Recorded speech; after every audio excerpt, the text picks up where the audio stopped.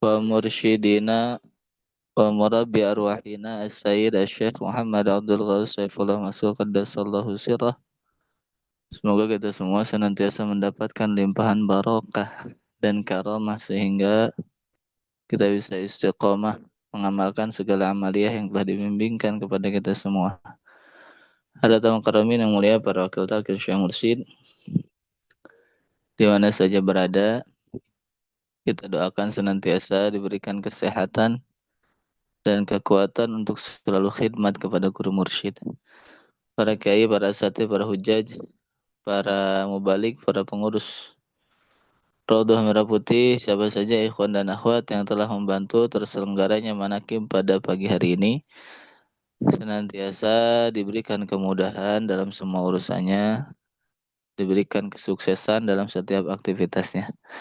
Ibu, bapak, ikhwan dan akhwat yang dimuliakan oleh Allah, Hadratus Syekh mengawali bulan Jumadil Ula pada Fadlus Syuhur dengan memaknai huruf jimnya sebagai al-jihad.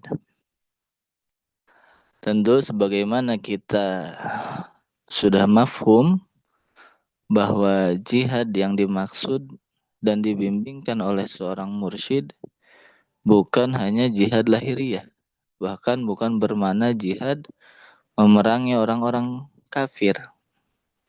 Tetapi yang dimaksud jihad di sini adalah al-jihadul akbar. Jihad akbar yaitu jihadun nafsi. Jihad melawan nafsu kita sendiri. Di antara penjelasannya mengenai jihad itu beliau katakan fajihadul kuffar wal munafiqin wal musyrikin wal mubtadi'in wal zalimin wal hasidin wal munkirin zahiratun. Jihad melawan uh, orang kafir, jihad melawan orang musyrik, jihad melawan ahli bid'ah, jihad melawan orang zalim, jihad melawan orang yang dengki kepada kita, jihad melawan orang yang ingkar, zahiratun merupakan jihad yang nyata, yang bersifat lahiriah, terlihat oleh mata kepala. Wa jihadu syaitani wan nafsi wa junudihima batinatun. Sedangkan jihad melawan syaitan dan juga jihad melawan nafsu sifatnya batinatun, bersifat batiniah. Pada penjelasan ini Hadratus Syekh sudah memberikan ilmu yang begitu luar biasa bahwa dimensi jihad bukan hanya dimensi lahiriah tetapi ada dimensi batiniah. Jihad itu bukan hanya jihad lahir, jihad yang zahir, tetapi ada juga jihad batin. Sebagaimana semua ibadah sesungguhnya juga memiliki kedua dimensi itu, antara dimensi zahir dan dimensi batin. Dimensi zahir adalah berupa peragaan dari semua ibadah-ibadah, sholat, puasa, haji, dan lain sebagainya. Sedangkan dimensi batin adalah penyewaan dan perasaan, ahwalul qulub, keadaan hati ketika melakukan ibadah itu. Bang, paling sederhana. Apakah hatinya ingat kepada Allah ataukah lupa ketika melakukan ibadah tersebut? Nah, baik, kembali kepada persoalan jihad. Maka berkaitan dengan itu, jihadul aduwwi zahir bisilah wasuyuf warimah wa ghairiha. Jihad ketika berhadapan dengan musuh yang nyata, musuh yang zahir, jihadnya jihad zahir, musuhnya juga zahir, maka dengan menggunakan berbagai senjata lahiriah, bisilah dengan berbagai persenjataan, wasuyuf dengan berbagai pedang, warimah dengan tombak pada zaman dahulu ya. Kalau sekarang mungkin dengan senapan, dengan rudal dan lain sebagainya. Itu untuk jihad melawan musuh yang zahir. Jihadnya jihad zahir. Maka senjatanya juga senjata zahir. Tetapi jihadul aduwil batin bidzikri daim. Jihad melawan musuh yang batin yaitu setan dan nafsu bidzikri daim, tidak ada alat yang lain kecuali dengan senantiasa ai bi mudawamati dzikrillah sirran wa jahran, dengan senantiasa berzikir kepada Allah baik zikir jahar ataupun zikir khafi. Inilah satu-satunya alat untuk kita menaklukkan, untuk kita memerangi musuh yang batin. Bahkan dari sekian banyak musuh tadi dikatakan ada musuh zahir, ada musuh batin. Kata Nabi, a'daika nafsuka allati baina jambaik. Di antara semua musuh itu ketahuilah, musuh yang paling berbahaya, musuh yang begitu besar potensinya untuk mencelakakan dirimu adalah bukan musuh lahir tetapi musuh batin, bukan setan dia, tetapi musuh yang paling besar adalah nafsu kallati baina jambaik. Adalah nafsu kita sendiri. Bapak Ibu ikhwan dan akhwat yang dimuliakan oleh Allah, ada munasabah sebetulnya di antara penjelasan Jumadil Ula dengan penjelasan bulan sebelumnya. Di bulan Rabiul Tsani, Hadratus Syekh sudah memberikan bekal kepada kita supaya bahwa kunci kesuksesan di dalam jihadun nafsi diantaranya adalah tersirat pada huruf terakhir di bulan lalu, yaitu huruf ya, di mana di huruf ya itu Hadratus Syekh mengartikan dengan al-yakin bahwa kunci kesuksesan jihadun nafsi adalah al-yakin. Bagaimana maksudnya? Al-Quran memberikan ilustrasi, memberikan contoh kepada kita bagaimana keyakinan itu eh, berdampak terhadap eh, terhadap kesuksesan di dalam jihad. Ketika mengisahkan peristiwa jihad peperangan antara Talut dengan Jalut, di mana Talut saat itu dikisahkan ketika akan berperang melawan Jalut, dia membawa 80.000 pasukan. Dalam riwayat lain 30.000 pasukan. Ada yang mengatakan 60.000 pasukan. Ala kulihal pasukan yang dibawa dari berbagai riwayat itu adalah puluhan ribu. Atau kita ambil yang paling sedikit 1.000, katakanlah 1.000. Pasukan ini akan menghadapi Jalut, yaitu pasukan yang begitu kuat dengan kuantitas yang lebih banyak. Tetapi di bagian sepenggal kisah yang dicatat oleh Al-Quran, Allah firmankan perkataan Talut kepada pasukannya, Innallaha mubtalikum binahar. Nah, untuk kunci kesuksesan ini, kata Talut, nanti Allah akan menguji kalian. Dengan apa ujian? Ujiannya adalah mubtalikum binahar. Allah akan menguji dengan berupa sungai. Faman syariba minhu falaysa minni wa man lam yat'amhu fa innahu minni.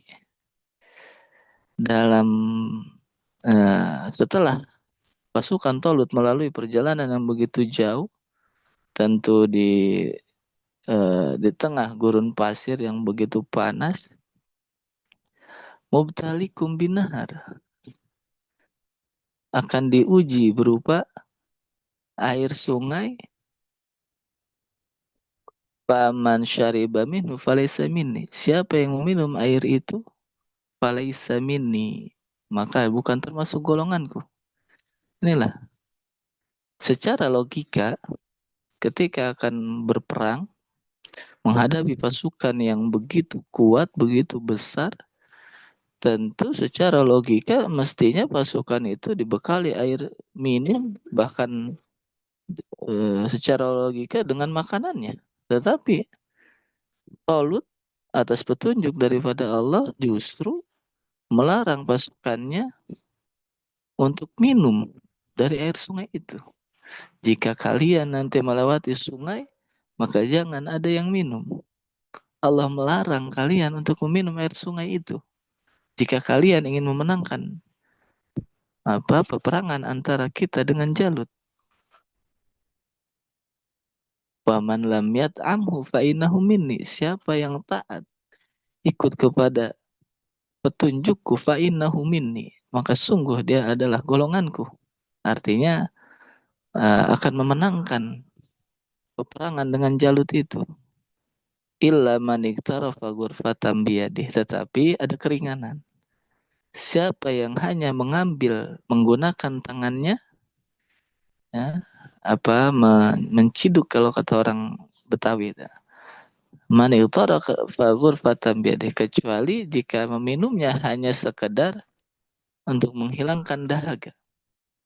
Tapi kenyataannya dari sekian ribu pasukan itu, kebanyakan dari mereka tidak yakin dengan perkataan Tolut. Mereka mengandalkan logikanya, bagaimana mungkin kita yang akan menghadapi pasukan yang begitu besar justru dilarang untuk minum. Justru hanya diperbolehkan minum sedikit saja. Akhirnya diriwayatkan, walaupun ikhtilaf riwayat itu, tetapi yang masyhur adalah dari sekian banyak pasukan itu hanya 313 pasukan Tolut yang taat, yang yakin kepada petunjuk daripada komandannya, daripada panglima perangnya. 313 itu tidak meminum air sungai itu atau hanya meminum air sungai dengan menggunakan uh, tangannya saja. Kemudian Al-Quran mengisahkan ketika terjadi peperangan antara kedua belah pasukan, justru orang-orang yang tadi meminum air dengan begitu puas tanpa mengindahkan petunjuk daripada Talut, apa kata mereka ketika menghadapi pasukan di medan perang? Qalu la taqata lana bijaluta wa junudih. Qalu la taqata lana al-yawma bijaluta wa junudih. Mereka berkata, kami tidak sanggup untuk berperang melawan pasukan Jalut. Padahal mereka meminum air dengan begitu puasnya. Justru orang-orang pasukan 313 orang yang taat, yang yakin dengan petunjuk Talut yang berasal daripada Allah, mereka tidak minum atau meminum hanya sedikit. Merekalah yang memenangkan pertarungan antara Talut, antara kedua pasukan ini. Maka inilah kata